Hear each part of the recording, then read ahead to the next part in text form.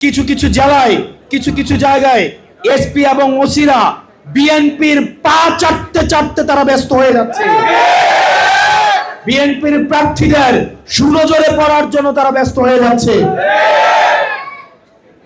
যারা এই কাজটা করবে আপনাদের পরিণতি বেনজিরের মতো হবে, ওসি প্রদীপের মতো হবে।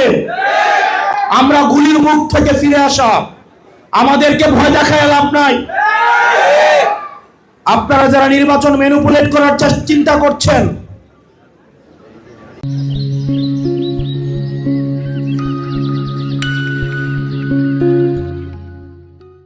নির্বাচন যদি কোনো কারণে ম্যানিপুলেট করা হয়, এই তরুণ প্রজন্ম বসে থাকবে না।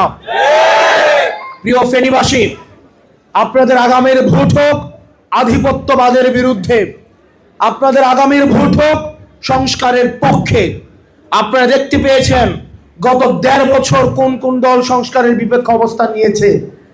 তারা জন আকাঙ্ক্ষার বিপরীতে গিয়ে না ভোটের পক্ষে অবস্থান নিয়েছে।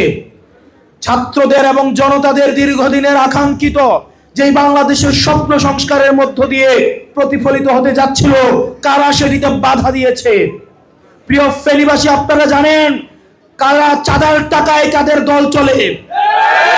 প্রিয় ফেনীবাসী, আপনারা জানেন প্রত্যেকটি পাড়া মহল্লায় অলিতে গলিতে ছোট ছোট ব্যবসায়ী, ভ্যানওয়ালা, চা দোকানদার থেকে শুরু করে আমাদের যত বড় ব্যবসায়ী আছে তাদের নাবিশ্বাস হয়ে গিয়েছে এই চাঁদাবাজ এবং দুর্নীতিবাজদের কারণে।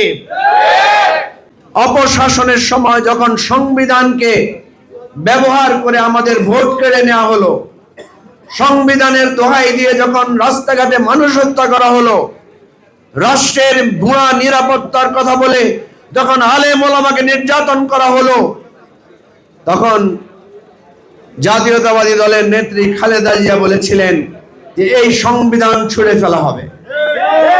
বলেছিলেন না? তিনি তো বলেছিলেন গোপালগঞ্জের নামও বদলাই দেওয়া হবে।